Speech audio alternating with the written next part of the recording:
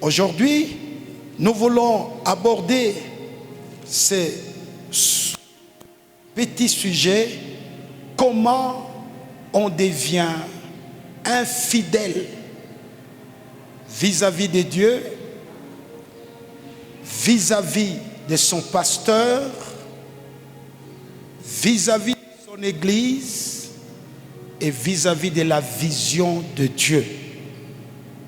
Comment on devient infidèle. Voyez, quelqu'un qui est bien, du coup, la personne change. Il y a des parents qui disent, cet enfant était bien. C'était l'enfant qui m'aidait à la maison. C'était l'enfant qui était proche de moi. Mais à un certain moment, l'enfant a changé brutalement. Nous ne savons pas qu'est-ce qui lui est arrivé. Donc, il y a des choses qui nous arrivent. Il y a des choses qui vous arrivent. Et ces choses-là sont capables de déformer quelqu'un, d'abîmer quelqu'un qui avait bien commencé le travail de Dieu, qui avait commencé comme il le faut l'œuvre du Seigneur, qui avait bien commencé son entreprise. Mais à un certain moment, on va basculer, la personne a changé. De la même manière, l'infidélité, bien aimé, nous réclame tous en tant qu'enfants de Dieu.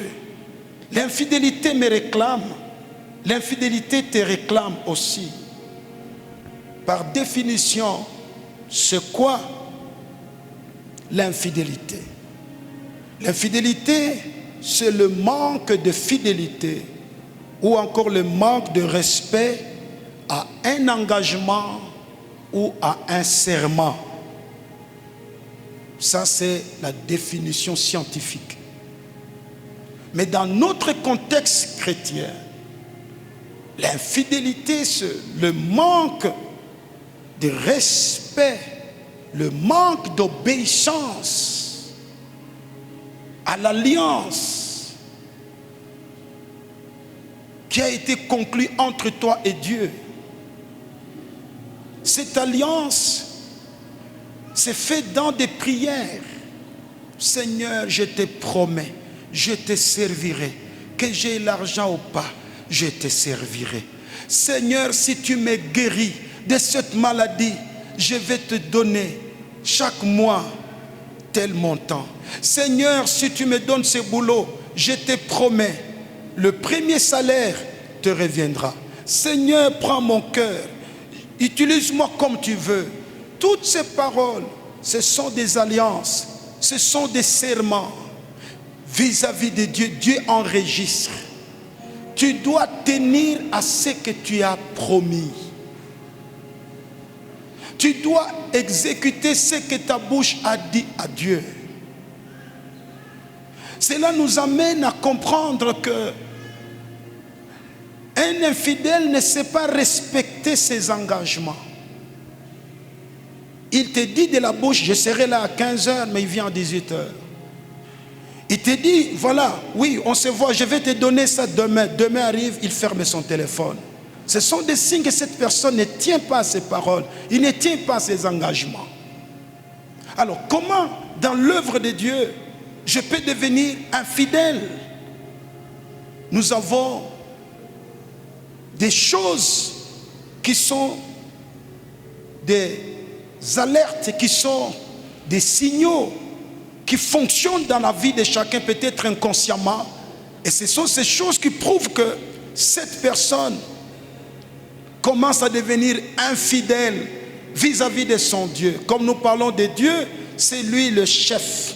Comme nous parlons du pasteur, c'est lui l'autorité déléguée dans l'église. Il représente tous ceux qui dirigent, les anciens, les diacres, ainsi de suite.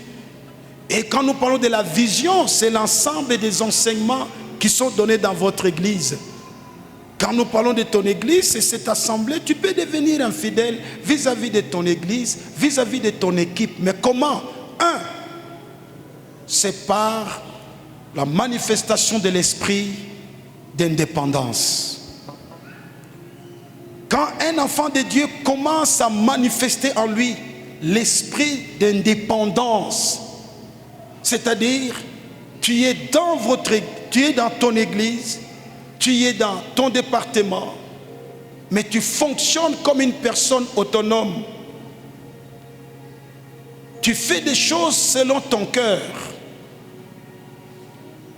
Tu ne te soumets pas à la décision de l'église ou de votre chef qui vous dirige. J'ai donné l'exemple. Le vendredi, nous avons les enseignements. Mais toi, tu dis non, moi, chaque vendredi, je suis en jeûne et prière pour ma famille. Je ne viendrai pas. Alors que tu es dans une famille, tu es dans une église, tu dois fonctionner selon les règlements, les principes de cette église où tu es membre. Et surtout si tu sers Dieu là-bas.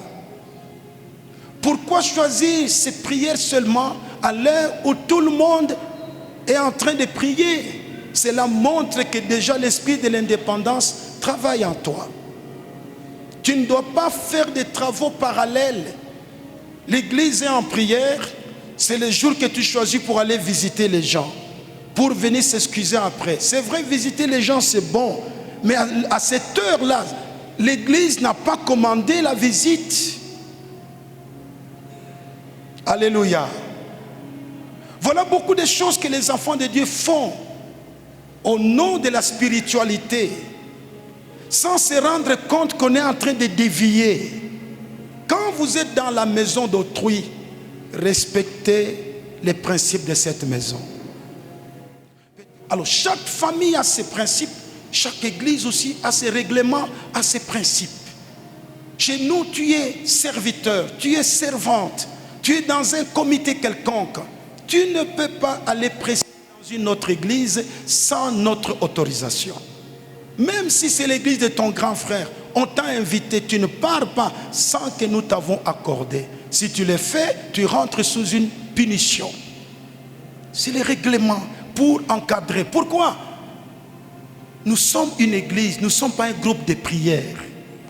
L'église a des lois, a des principes et une doctrine ou une vision. Mais le groupe de prière, c'est un lieu, tout le monde vient prier, chacun rentre chez lui, chacun a son église à lui. Alléluia. Disons ensemble Amen. Amen. Le Seigneur est en train de te corriger parce que demain, nous ne savons pas qui tu seras dans cette société. Tu vas diriger les gens. Ton autorité doit se faire sentir là où tu es. Mais tu dois connaître ces principes. Si tu n'es pas fidèle à ce qui est autrui, même quand tu auras ce qui t'appartient, les gens ne te seront pas fidèles. Amen, Église. Alléluia. Donc, l'esprit de l'indépendance, c'est cette autonomie. Tu veux faire des choses de ta tête. Parce que tu pries, voilà, moi j'ai prié, Dieu m'a parlé, vous entrez en jeûne. L'église est en jeûne, mercredi, tu dis non, moi je ne jeûne pas. Moi, Dieu m'avait parlé, chaque lundi, c'est mon jour de jeûne. J'ai déjà jeûné, c'est votre tour. Non! Tu perds quoi de jeûner 2 fois? C'est toi qui gagnes plus. Mais parce que tu es dans une église, soumets-toi au règlement de cette église. Jésus-Christ était soumis à Joseph, bien que c'est son père adoptif. Il l'aidait aux travaux. Alléluia. Tu dois te soumettre. Tu n'es pas encore chez toi. Tu es sous quelqu'un. Réjouis le cœur de cette personne. Parce que si tu es sous quelqu'un, tu ne fais que blesser cette personne. Bien-aimé, tu t'attires des malédictions. Parce que cette personne au-dessus de toi représente l'autorité déléguée de Dieu que Dieu a placée. Tu vas avoir des ennuis. Parce que tu es encore sous son autorité. Amen. Vous allez voir beaucoup d'enfants de Dieu, trop d'excuses. Tu es dans une équipe, tu es dans un département. Excusez-moi, je ne suis pas venu aujourd'hui parce que. Excusez-moi, je ne suis pas venu aujourd'hui parce que. Toujours des excuses. C'est un signe que tu es indépendant. On peut avoir des excuses, mais quand ce ne sont pas le style de vie. Trop d'excuses prouvent une négligence, manque d'attachement au travail du Seigneur. Nous devons nous efforcer à mettre en application la parole du Seigneur. C'est ce qui amène le changement. D'ailleurs, ce changement fera de toi un homme digne, une femme digne. Les gens vont croire à ce que tu dis pas toi-même, tu vis ce que tu prêches. Et tu t'efforces toi-même à être le modèle. C'est bon pour soi. Au lieu que tu sois comme tout le monde, tu seras un chrétien avec différence. Un serviteur de Dieu avec différence. Une servante de Dieu avec différence. On le verra dans ton style de vie. Amen. Tu es dans une église, tu es dans un département. Il faut toujours informer ta hiérarchie sur tes empêchements. On a les téléphones, on a appelé les mariés, on a appelé le chantre, on a invité les protocoles. Toi, tu brigues toujours avec des absences. Qu'est-ce que ça va créer dans le cœur de celui qui te dirige? Tu le pousses à pécher en soupçonnant, en imaginant, peut-être il n'aime pas mon autorité, peut-être que mon visage ne le plaît pas, peut-être la personne ne me supporte pas. Voilà ce que tu fais peut amener les gens qui sont faibles à tomber dans le péché des murmures. Téléphone, veuillez m'excuser, je ne serai pas là, je suis dans les embouteillages ou je suis à l'hôpital. Voilà les bonnes manières. Un chrétien vous doit avoir des bonnes manières. Nous sommes dans une société. Alléluia. Évitez de parler mal de votre équipe, de parler mal de votre église. Je suis toujours dans l'esprit d'indépendance. Quand quelqu'un a cet esprit d'indépendance qui l'amène déjà à la rébellion, vous sentirez dans ce qu'il dit. Il n'est plus avec vous. Les paroles qu'il profère de sa bouche contre vous sont dénigrantes. Ne dénigre pas ton église, ne dénigre pas ton supérieur, ne dénigre pas tes parents, ne dénigre pas ton pasteur. Tous ces gens-là représentent l'autorité de Dieu au-dessus de toi. Un jour tu seras papa aussi, un jour tu seras chef aussi. Ça te fera le mal si les gens aussi font ce que tu fais aux autres. Alléluia. Amen. Amen. Évitez de vous voir très grand, très puissant, très onctionné. Soyez humble. Ne dis pas parce que tu as le diplôme de licence à l'université, ici tu dois aussi être élevé à l'église. Non. Qui t'a dit ça? Ici ce n'est pas le diplôme de licence qui compte. Ici c'est quand Dieu a parlé. Tu peux ne pas avoir un diplôme, mais tu es élevé. C'est parce que le ciel a décidé. La Bible déclare, l'homme ne peut recevoir que ce qui lui a été donné de la part. Il y a un roi qui est devenu roi à l'âge de 8 ans. C'était un gamin, mais roi. Joseph ici, que nous sommes en train de méditer, qui est un modèle des hommes de la foi. Il n'était pas si grand, je pense peut-être c'est à 30 ans qu'il pouvait devenir premier ministre. David, quand il a tué Goliath, il n'avait même pas 30 ans.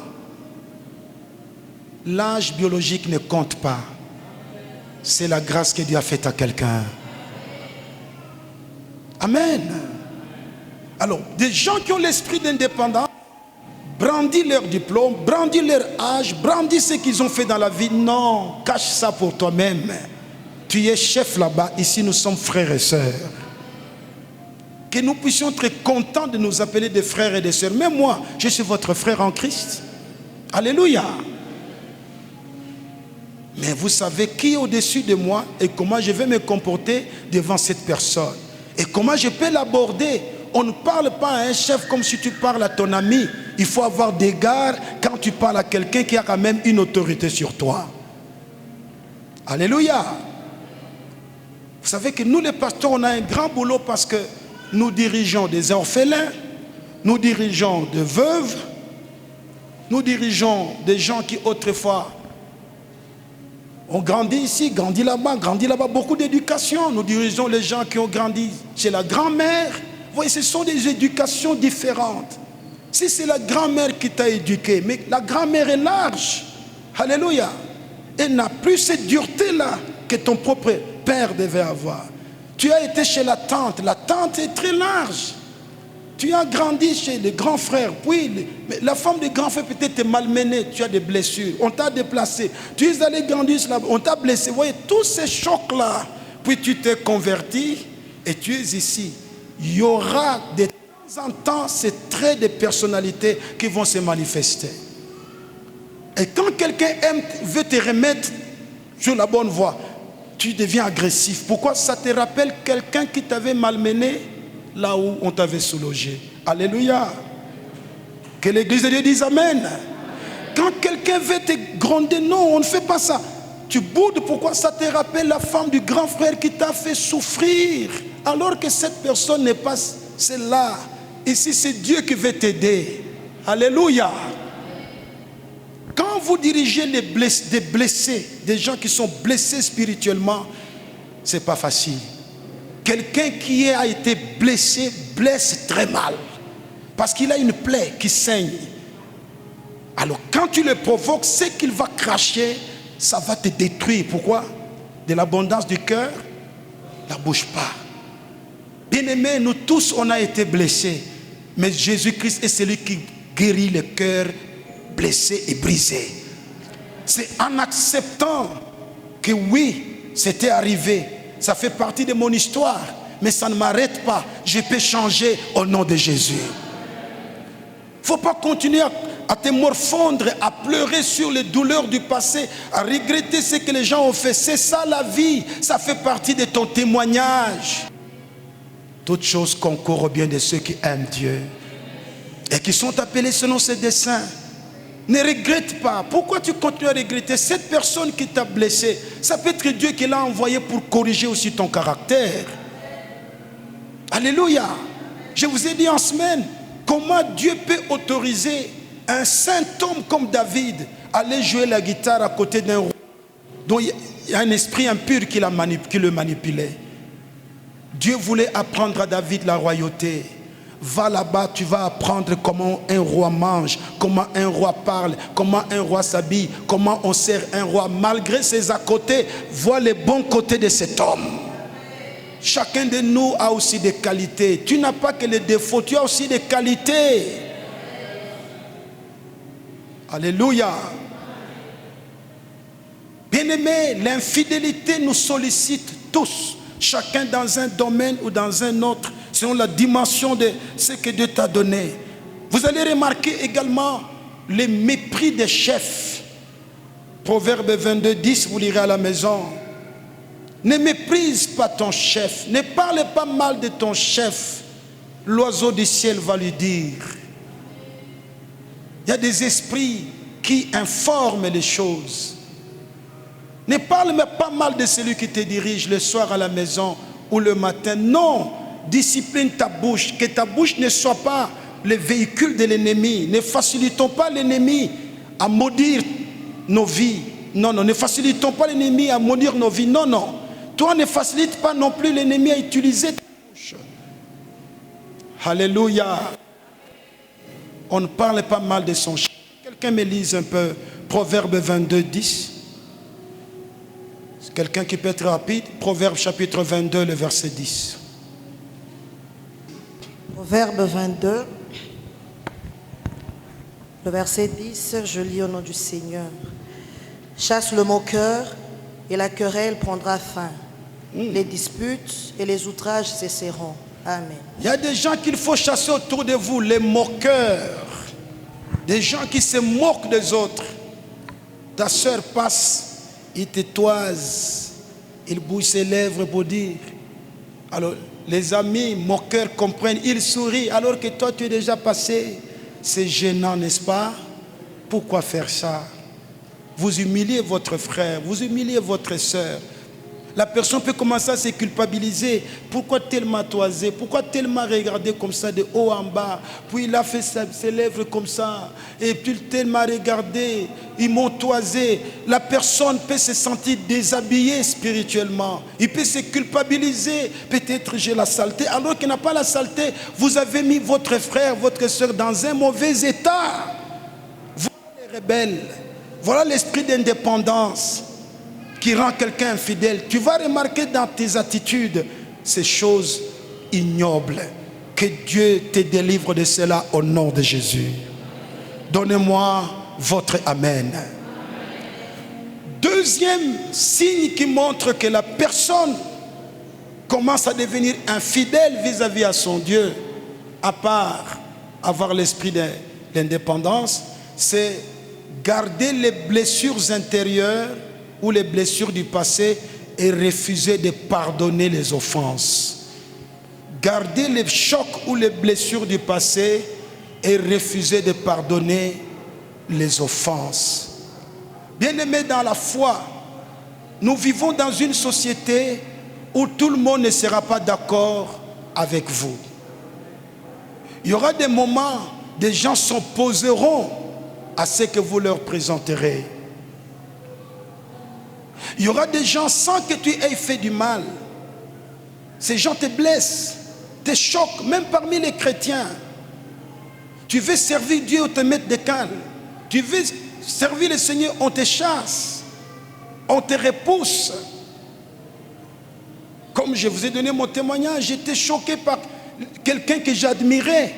Nous partons à la veillée de prière, je le surprends en train de critiquer son pasteur. Moi j'étais nouvellement dans cette église. Qui critique le pasteur, dit mais c'est pas possible. Moi cet homme je l'admire. Cet homme est pour moi un modèle. Cet homme est pour moi vraiment un papa dans la foi. Pourquoi toi mon ami tu dois dire des bêtises contre lui? Il y avait un problème. Le monsieur a gardé ça dans son cœur. Bien-aimés, les gens nous choqueront, les gens nous blesseront, mais ce n'est pas pour autant dire que Dieu aussi dans le ciel te blesse. Si ton cœur te condamne, Dieu est plus grand que ton cœur. Les gens sont ce qu'ils sont. Ça peut être un esprit malin qui te déteste, qui l'utilise, mais en réalité cette personne t'aime, cette personne t'admire. Alléluia. Ne voyez pas plus ce que les gens font contre vous. Vois qui est derrière cette personne. Ça peut être tes combats de famille qui t'ont poursuivi à l'entreprise. Ça peut être ton combat de famille qui t'ont poursuivi au quartier. Ne réagis pas émotionnellement, réfléchis. Pourquoi cette personne peut me dire ça? Peut-être ce n'est pas elle, c'est mon ennemi qui est passé par lui. Il faut toujours prendre les chocs des bons côtés. N'aggrave pas les chocs, tu seras mélancolique. Alléluia. N'aggrave pas des problèmes qui t'arrivent, tu seras mélancolique et malheureux. Prends ça du bon côté. Dans tout ce qui m'arrive, certainement Dieu a un message à me donner. Seigneur, merci. Tu voulais peut-être m'enseigner la patience. Tu voulais peut-être m'enseigner le cœur de mon ami ici. Peut-être lui aussi passe des moments qui ne sont pas bons, c'est pourquoi il est de mauvaise humeur. Alléluia. Ne prends pas ça toujours comme un démon. Ne prends pas ça comme la personne ici me déteste. Non, non. Sûrement il y a quelque chose. Peut-être Dieu te prévient. Tu voulais l'approcher tellement plus près de toi. Dieu, tu vois la personne que tu pensais. Alléluia. Romains 8, 28, toutes choses concourent au bien de ceux qui aiment Dieu et qui sont appelés selon ses desseins. Si vous aimez Dieu vraiment, il vous fera passer aussi par des chocs et des contre-chocs. Bien aimé, ça fait mal. Moi, je suis passé maintes fois dans ces... Même maintenant, je passe. Mais je suis plus que vainqueur par Jésus-Christ qui m'a aimé. Les chocs, ce sont des déceptions de la vie. Des déceptions de la part des gens que tu as aimés. Des déceptions de la part des gens que tu as sauvés des dangers. Ou des gens que tu ne pensais pas qu'ils pourront te faire de telles choses. C'est tout à fait normal. Ce sont des choses qui arrivent aux êtres humains. Ne reste pas dans ton coin. Les gens ne m'aiment pas. Les gens ne m'aiment pas. Je vais quitter cette église. Je vais quitter ce département. Voilà ce qu'on me fait. Non, bien-aimé dans le Seigneur. Même si tu allais ailleurs, tu rencontreras les gens qui te feront cela. Il n'y a pas une église parfaite. Il n'y a pas une équipe parfaite. Il n'y a pas une famille parfaite. Nous sommes des imparfaits que Dieu utilise par sa pitié. Alléluia. Commencez à reconnaître la valeur de votre frère pendant qu'il est là, de votre sœur pendant qu'elle est là. Prenons-nous tous avec valeur, avec importance. Tout le monde a besoin du respect, tout le monde a besoin de l'importance. Il ne faut pas dévaloriser quelqu'un parce qu'il est ceci, cela. Non, tu ne sais pas. Il peut être ton sauveur demain. Il peut être ton bienfaiteur demain. Il peut être quelqu'un qui téléphonera à quelqu'un pour toi demain. On doit vivre en paix même si tu es chef. N'utilise pas ta position pour écraser les gens qui sont en bas. Non. Ces gens-là, tu ne sais pas ce qu'ils seront aussi demain. Vous m'entendez? Ce n'est pas parce que tu es chef, tu deviens un dictateur. Non, non, non, non. Nous vivons, on a besoin de relations. Il faut tisser de bonnes relations. Vivez bien avec les gens, même ceux qui sont en dessous de vous. Que chacun s'efforce à développer un climat de paix là où il est. Hébreu nous le demande, 12, 14. Cherchez la paix avec tous et la sanctification sans laquelle... Alors même si tu es chef, ne blesse pas les gens. Il y a des chefs qui aiment choquer. Non, ce n'est pas aussi bien. Parlez avec amour. Reprochez avec amour. Amen. Lisez-moi Romains 15, le verset 3. Romains 15, le verset 3, je lis au nom du Seigneur. Amen.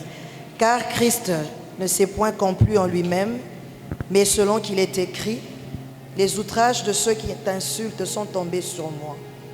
Amen. Amen. J'aimerais relire cela. J'étais en retard. Romains, chapitre 15. J'aimerais commencer au premier verset. Nous qui sommes forts, nous devons supporter les faiblesses de ceux qui ne le sont pas et ne pas nous complaire en nous-mêmes. Que chacun de nous complaise au prochain pour ce qui est bien en vue de l'édification. Car Christ ne s'est point complu en lui-même, mais selon qu'il est écrit, les outrages de ceux qui t'insultent sont tombés sur moi. Amen. Par le troisième verset, on nous montre qu'il y a des gens qui désobéissent à Dieu, qui sont des rebelles contre Dieu. Ils vont les manifester contre toi, leurs responsables. Quand quelqu'un déteste Dieu, comme il ne voit pas Dieu, il va te détester toi, son chef. Alors il faut comprendre que ce n'est pas à moi que la personne s'en prend, il s'en prend à celui qui m'a établi. Alléluia. Maintenant, le premier verset nous dit quoi? Nous qui sommes forts. Qui sont les gens forts? Ce sont les aînés dans la foi. Ce sont les gens qui sont stables dans la foi. Ce sont les anciennes personnes à l'église. Ce sont des anciennes personnes dans telle équipe, dans telle équipe. Il y aura de nouvelles personnes qui viendront avec défauts, avec faiblesse. Vous qui êtes de longtemps, supportez-les. Supportez ces gens-là. Toi aussi, tu étais au début quelque part. Les gens t'ont supporté. J'aimerais entendre tout le monde dire Amen. Un jour, je vais vous donner un cours comment vivre en bon état avec les gens, comment développer de bonnes relations. Beaucoup de chrétiens s'en foutent des relations. Dieu passe par des relations pour nous bénir. Alors il faut soigner des relations. Dieu t'a donné beaucoup de gens, tu les as perdus parce que tu vis mal avec les gens. Tout le monde ne sera pas comme toi. Il y a des gens que Dieu mettra à tes côtés, difficiles à diriger, mais ils changeront à tes côtés. D'où il faut avoir un grand cœur quand tu es chef. Il faut avoir un grand cœur quand tu es un aîné, un grand frère, une grande sœur, chef d'équipe, chef de département. Il y a des gens qui viendront d'une manière farfelue. Il y a des gens qui viendront, ils veulent s'exhiber. Il y a des gens qui viendront avec les souvenirs de là où ils étaient, voulant brandir ça. Doucement, supporte-le. Quand tu supportes quelqu'un, tu sauras comment le conseiller à côté. Ne le prends pas comme un ennemi. C'est quelqu'un que Dieu t'a amené aussi. On peut dire Amen. Savoir vivre dans la société. Les chrétiens n'ont pas ça. Tellement qu'on chasse les démons, tellement qu'on brise les chaînes, on brise même les relations qui sont des bonnes relations. Non, bien-aimé, il faut faire attention. Toute personne qui semble s'opposer à toi n'est pas ton opposant. Il y a des gens, ils souffrent d'expression, ils ne savent pas bien communiquer ce qu'ils pensent. C'est pourquoi ils parlent comme ils parlent là. Supporte-le. Sinon tu perdras beaucoup de membres dans ton équipe. Sinon tu perdras beaucoup de gens. Et Dieu ne sera pas passé par certaines choses, certaines personnes. Tout le monde est important. Tout le monde a la valeur. Même s'il présente beaucoup de faiblesses, un jour Dieu le changera. Aussi longtemps que cette personne est attachée à Christ, vient à l'église, un jour, un seul, Dieu peut le visiter aussi. Nous tous ici, Dieu nous visite, nous a visités. Nous n'étions pas bons. Moi, je n'étais pas patient. Moi, je n'étais pas ce que vous voyez en moi. Dieu m'a trop travaillé. Mais Jésus m'a brisé. Il a détruit ces choses qui étaient à moi. Je ne sais même pas ce que je suis devenu. Je ne me connais même plus. Je ne sais plus me retrouver. Jésus a pris ma vie. Alléluia. Bien-aimés, ne prenez pas des gens comme vos ennemis. Non. Ils vont vous présenter des fois certaines réactions qui ne sont pas bonnes. Ça peut être les douleurs de là où il vient.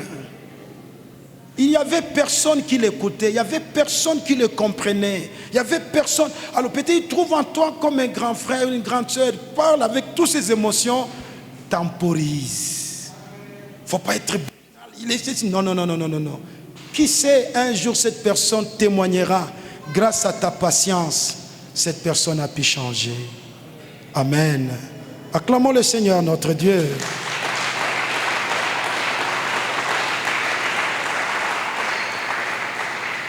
Troisième attitude qui nous pousse à devenir infidèles à Dieu, infidèles à l'œuvre de Dieu et aux visionnaires, c'est, j'appelle ça la passivité ou cet esprit de l'indifférence.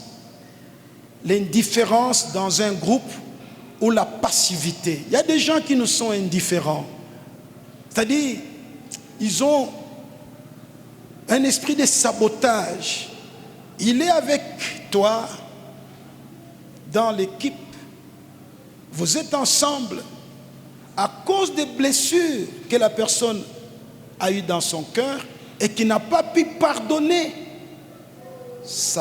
la personne développe cet esprit de sabotage ou de passivité. C'est-à-dire, la personne ne fait plus rien dans l'équipe. Elle ne parle plus. Elle vous observe. Que tout tel reste, la personne va rester. Juste pour vous plaire, mais elle n'est pas là. Elle s'en fout de vos réunions. Qu'est-ce que tu veux dire? Cette réponse prouve qu'il y a des choses que la personne cache au cœur. Ou on demande, tout le monde est ici, c'est la venez vous asseoir ici. La personne prend sa chaise, elle met au fond, seule. Non. Nous sommes une famille. Viens ici. Cette attitude-là est diabolique. Vous devez savoir que tout le monde n'a pas un grand cœur pour vous supporter. Même si je dis qu'il faut supporter, ce n'est pas facile. C'est la grâce qu'il faut demander à Dieu. Parce que quelque part, chacun est blessé. Alors toi, ne viens pas nous faire des caprices ici. Et force-toi à ne pas nous faire des caprices. Ce n'est pas tout le monde qui te supportera. Il y a des gens qui vont te répondre aussi en face. Alors, quand on vit dans une équipe, on est une famille, évite des attitudes qui peuvent blesser les autres. On a dit que tout le monde soit là. Viens, participe, dis quand même quelque chose. Qu'est-ce que tu penses? Interviens. Ton silence dérange. Vous m'entendez? Ton silence ne fait pas du bien. Ce n'est même pas la sagesse. C'est la destruction. C'est pour dire, je ne suis pas avec vous. Faites ce que vous voulez. Non. Que tu ne sois pas la personne par qui Satan va entrer pour attaquer l'église. Vous savez, nous sommes ensemble. L'erreur que toi tu peux commettre peut créer des dégâts dans l'équipe. Personne ne peut te remplacer. Tu es irremplaçable. Tu dois jouer ton rôle là où Dieu t'a placé. Alors pourquoi tu ne participes pas? Tout le monde chante, tu ne chantes pas. Tout le monde rit, tu ne ris pas. Tout le monde prie, tu ne pries pas. Tout le monde est à tel endroit, tu n'es pas là. Tout le monde, pourquoi tu te soustrais des autres? Cette attitude montre que le diable est en train de manipuler la personne. Alléluia. Dans Jérémie 48, 10, il est écrit: maudit soit celui qui fait l'œuvre de Dieu avec négligence et qui retire son épée du carquois. Donc quelqu'un qui se retire, qui s'éloigne des autres, qui ne veut pas participer à ce que les autres font, tu es en train d'amener la négligence dans les choses sacrées de Dieu. C'est que tu négliges cette réunion et tu négliges la personne qui tient cette réunion. Par surcroît, tu négliges le Dieu qui l'a envoyé faire ce travail. Amen. Soyez des gens qui participez dans l'œuvre de Dieu avec tout ce que vous avez. Faites-vous sentir consciente que vous êtes là.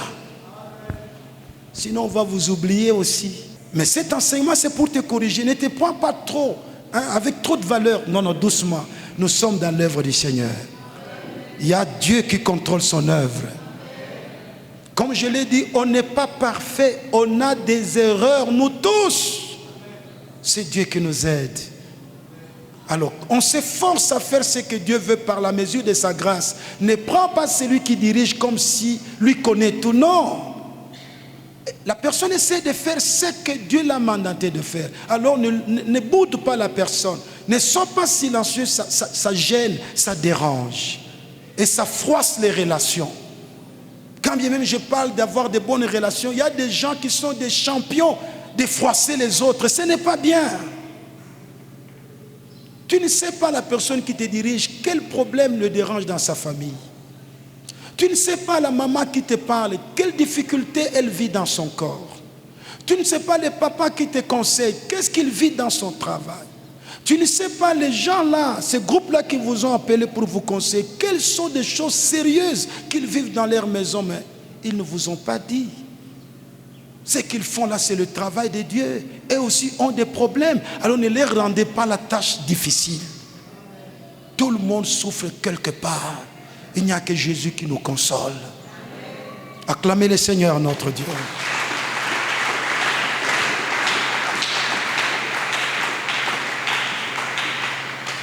Dans 2 Samuel 13, le verset 22, notez ça, et 2 Samuel 13, je disais 2 Samuel 13, 22 à 28. Vous allez voir l'histoire d'Absalom. 2 Samuel 13, 22 à 28. Absalom gardait silence pendant 2 ans. 2 ans consécutifs, Absalom n'a parlé à personne depuis le viol de sa petite sœur. Je pense que c'est Tamar. On a violé sa propre petite sœur par son propre frère aussi d'une autre maman, tous les enfants du roi.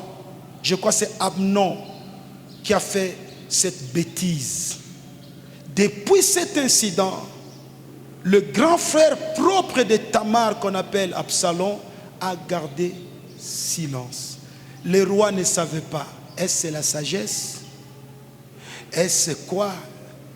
Est-ce Absalom est en jeûne et prière? Est-ce Absalom? On ne savait pas qu'est-ce qu'Absalom pensait jusqu'à ce que cet homme va organiser un festin. Il va inviter tous les enfants du roi, y compris son demi-frère qui avait fait des bêtises contre sa sœur. Mais il va donner des instructions. Quand mon frère Tamar arrivera, éliminez-le. Et c'est pendant la fête qu'on a éliminé Tamar, qu'on a éliminé Amnon. Alléluia.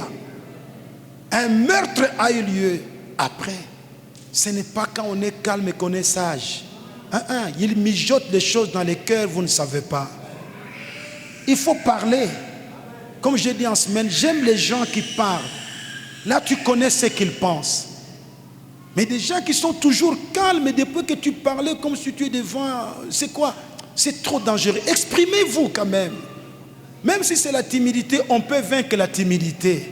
Vous voyez, comme on est assis là-bas, autant des offrandes. Dis-toi, moi je serai le premier à me lever. Tu viens de les offrandes. Tu rentres. C'est déjà un premier pas vers la victoire contre la timidité. Quand on dit, qui peut lire verset 7, tu dis, moi je... Vite, tu lis. C'est des choses que tu ne faisais jamais. Tu commences à vaincre un côté de toi qui te rendait timide. Est-ce qu'on peut dire amen? Commence à te forcer à parler en public. Commence à te forcer à passer en public. Petit à petit, tu vas acquérir de nouvelles manières. La timidité tombera. Quand tu parles dans le groupe, essaie de hausser un peu le ton. Parle un peu comme si tu parles devant 1000 personnes. Petit à petit, de nouvelles manières vont venir. Tout le monde peut changer. Il n'y a que Jésus qui est le même hier, aujourd'hui, éternellement. Toi et moi, on peut changer. Dis après moi, je peux changer. Et je vais changer avec Jésus-Christ. Amen. Voilà comment cet homme a surpris la famille royale. L'homme le plus calme de la famille. L'homme le plus silencieux de la famille. On ne savait pas. Il était en train de parler dans son cœur. Ces gens, je vais les surprendre. Ils sentiront. Ne faites pas comme Absalom. Tu es dans une équipe, participe. Qu'on sache qu'est-ce que tu penses. Qu'est-ce que tu veux dire. Qu'on t'écoute, qu'on comprenne. Amen. Amen. Quatrième esprit qui montre que la personne commence à devenir infidèle vis-à-vis de Dieu, vis-à-vis de l'Église et de la vision de Dieu, c'est commencer à développer, que j'appelle, j'ai manqué de mots, mais j'ai intitulé ça, faire de la politique dans l'Église. Un peu de la politique. C'est-à-dire quoi? Tu es en train de faire des choses pour gagner quelques personnes à tes côtés, les attirer à ta cause, les influencer dans ta manière de voir les choses, d'ailleurs qui n'est pas bonne, pour que vous formez un petit groupe, soit contre les chefs, soit contre l'Église, soit contre celui qui est au-dessus de vous. Alléluia. Donnez-moi votre amen. Vous voyez, bien-aimés dans le Seigneur, Joab a joué un mauvais rôle à côté de David, mais au début, il avait joué un bon rôle. Quand je parle de faire de la politique, vous voyez des gens dans l'église qui ne supportent pas tel, qui ne supportent pas tel. Et toi, tu vas chercher à haranguer, à attirer les gens vers toi, à ta cause, tout en salissant tel, vous voyez tel. Il m'avait fait ça, m'avait fait ça. Viens ici, mon ami, viens. Tu vois tel, que mon enfant ne le salue pas, il a fait ça. Tu vois tel, même les nouvelles personnes qui viennent, tu les relates, les faits qui ont eu lieu, est-ce qu'ils ont besoin de ça? Tout ça pour avoir un bon groupe de gens contre la personne. C'est la politique diabolique. Ne faites plus jamais ça au nom de Jésus. Il ne faut pas abîmer quelqu'un qui vient avec un cœur joyeux en lui informant des choses. Qui t'a demandé ça? Imaginez chez vous à la maison, papa, maman est là, vous accueillez l'enfant de l'oncle qui vient du village où tu commences à dire chez nous ici, ma maman ici, quand il pleut, il ne sort jamais. Il va te dire soulève l'eau, il va te dire puise, il va te dire, tu es en train de salir ta mère, tu es en train d'abîmer cette personne. Alléluia. N'abîmez pas les gens avec votre traîtrise. Tu es un traître, tu es une traîtresse. Tu ne veux pas pardonner les gens. Tu as la rancune. N'entraîne pas les gens dans ton esprit de rancune. Vous savez qu'il y a des gens qui sont abîmés dans des églises parce qu'ils ont côtoyé des faux frères et des fausses sœurs. Le salut est individuel. Nous sommes venus nous retrouver dans les choses de Dieu, mais nous rentrerons au ciel. Ne viens pas abîmer quelqu'un dans l'église. Il y a des versets dans la Bible qui nous interdisent même de manger avec des gens de tels comportements. Quelqu'un qui vient chez toi seulement avec le nom des gens, est-ce qu'il ne peut pas te prêcher la Bible? Chassez des gens pareils autour de vous au nom de Jésus. Tu vois, le pasteur a dit, tu vois, l'ancien tel a dit, tu vois, le frère tel a dit, tu vois, maman tel a dit. Mais qu'est-ce qu'il y a? C'est aussi le mari d'autrui, c'est aussi la femme d'autrui, c'est aussi le grand frère de quelqu'un. Si son enfant, sa petite soeur, son mari entendait ça, est-ce que vous allez encore vivre en paix? Vous vivrez en paix? N'oubliez pas que partout il y a des gens violents, hein? Même parmi les gens qui prient.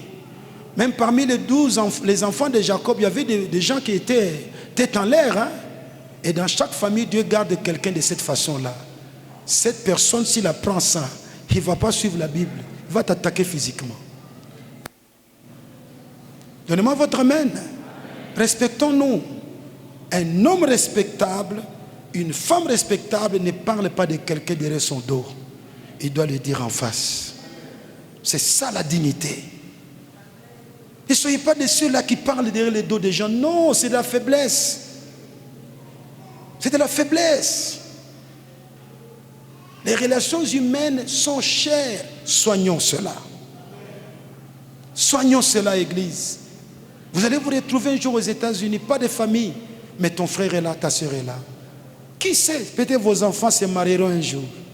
Entre eux, hein? Alléluia. Mais vous les parents, vous vous êtes brouillés. Et vous allez vous retrouver le jour des dots. Est-ce que vous allez sourire? Vous ne savez jamais. Je vous ai donné un témoignage. Un monsieur bosse sa sentinelle qui dormait dehors. Les enfants se retrouvent en Europe. Alléluia. Et les enfants s'aiment. L'enfant du boss avec l'enfant de la sentinelle. Et les parents se retrouvent le jour de la dot. Alléluia. On ne sait jamais, l'avenir est entre les mains du Seigneur. Vivons en paix. Au nom de Jésus de Nazareth. Nous disons tous Amen. Acclamons le Seigneur.